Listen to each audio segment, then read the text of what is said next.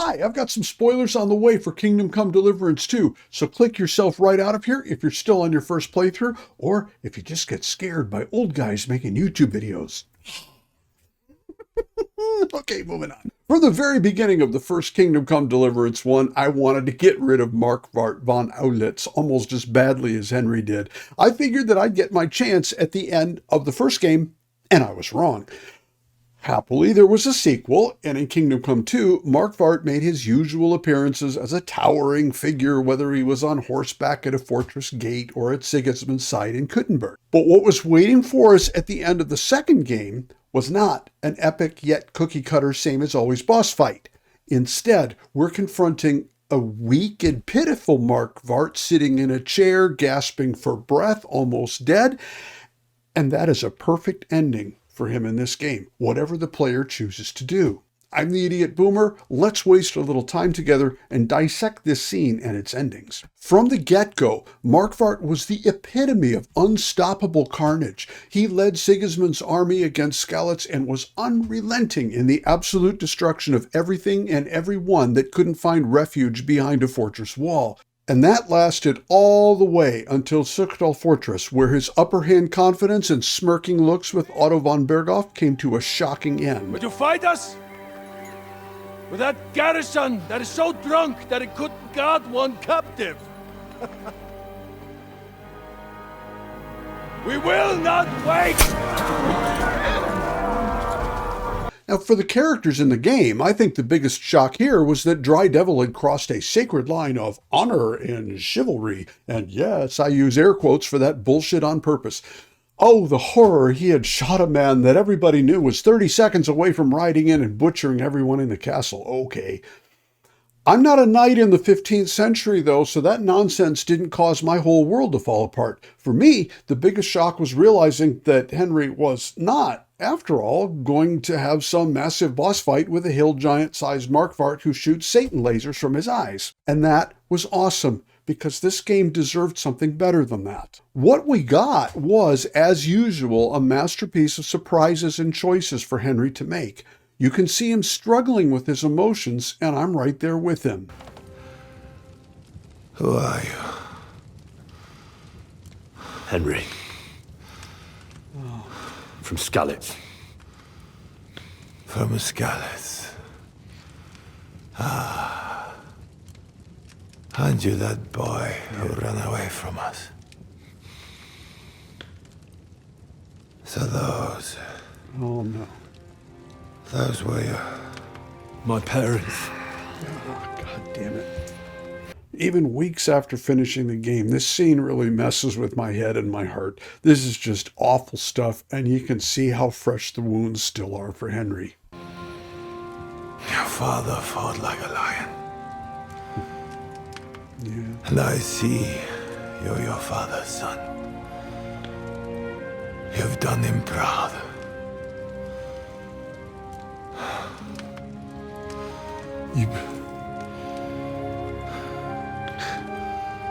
You remember them? Oh, yeah. I remember everyone I killed. That's not an everyday thing. Really? Don't you?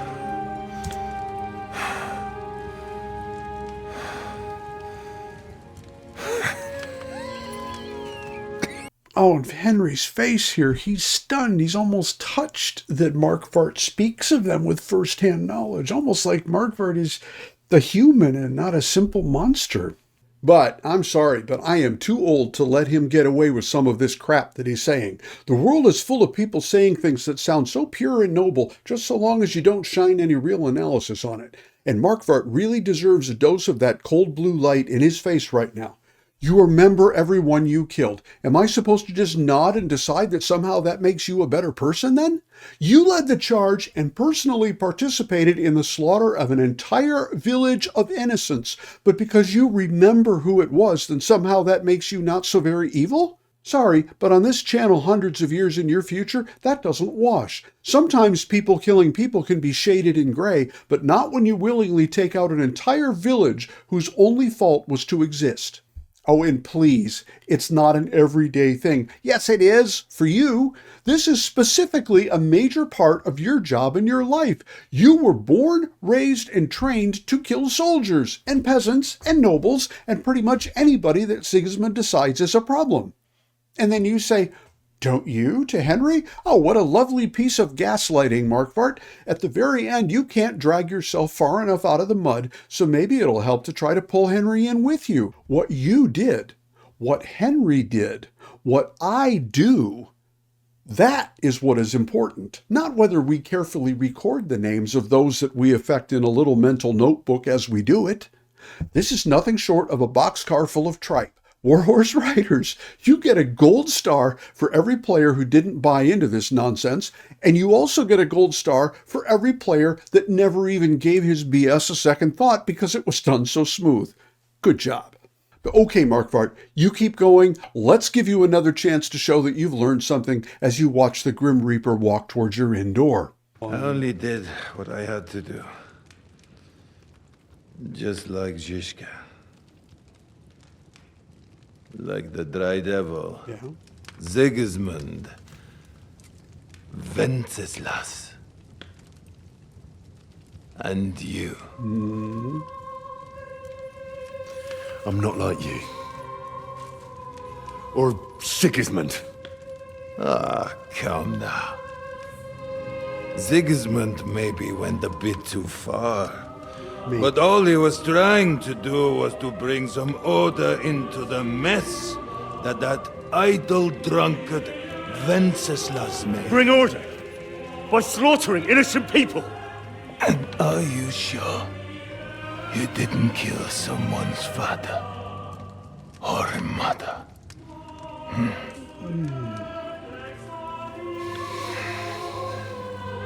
This bit was an excellent mixed bag of viewpoints. Markvart gets full marks for lumping himself, the robber knights like Zizka, the game-playing kings, and even Henry into the same ball of human misery, because everyone on both sides is complicit in the tragedy that is befalling the entire population of this country.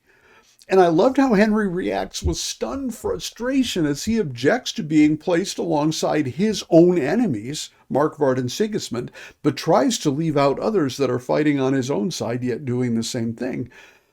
But at the end, Henry is right, and Markvart has no way to justify slaughtering innocent people to create some kind of political order, so he resorts to gaslighting again. Did Henry maybe kill somebody with a father and a mother? Well, unless you specifically managed to complete the game with 0 kills, then yes, of course he did. But for the second time, what is being judged here are the actual actions. A serial killer and a harmless cabbage farmer both have a father and a mother, but in no way can you make a parallel case for the harm done if you take them out. So, nice try, but another 10 points from Aulitz. Anyway, I don't want to pick apart every little line of dialogue. We got to get to the ending choices before you all fall asleep here. There were a couple more things that I reacted fairly strongly to, but I can summarize all of that like this. Mr. Markvart, when you wait until you are almost dead to express things like regret, your regret is for getting caught and punished, not for what you did. Especially when what you regret is leaving your family behind, not things like, suffering and carnage. Also, this Uno absolution card is just the dandiest thing. It's so awesome. You can do all the horrible things you want, play that card, and die peacefully knowing that there aren't any consequences for your action. Yeah. Oh, and you're still watching me talk, which I think is really kind of you. If you're not subscribed and want to see more, you could, click the little button and then you will probably find my next videos more easily. Anyway, at the bitter end, Henry can do one of 3 things. He can stab Markvart on his own terms and kill him. He can stab him on Markvart's terms and kill him. Or he can leave without any stabby. I went back and I watched the other 2 endings after my first playthrough, and I was really impressed at the collection of them. Yes, this isn't a choice in the sense of changing the game's outcome, but it's a choice that helps Henry to align with how the player sees him.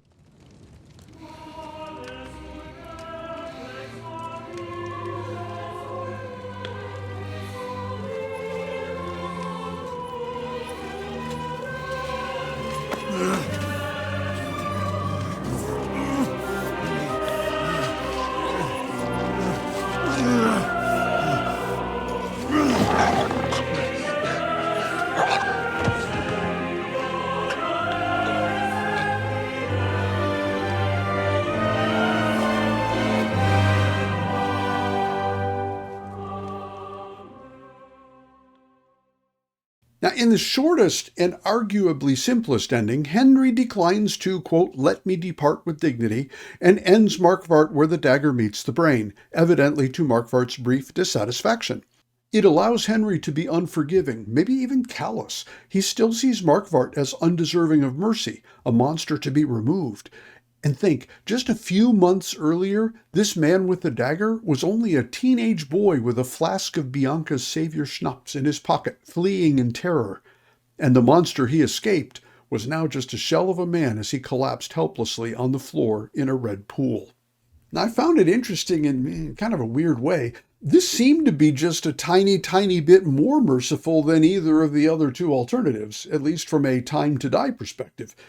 Get rid of the brain, get rid of consciousness, I guess? I don't know. I'm not an expert in this area, having never murdered anyone with a dagger. And no, this was not the choice that I made in my first playthrough. I'm still okay with that now that I've seen the text and the endings.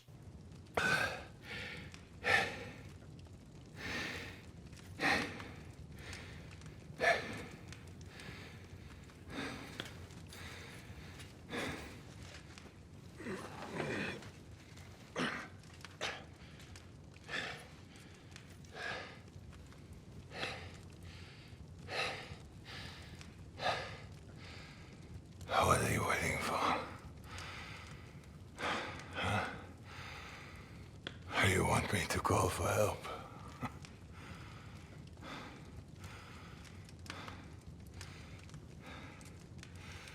Do it. Under the ribs.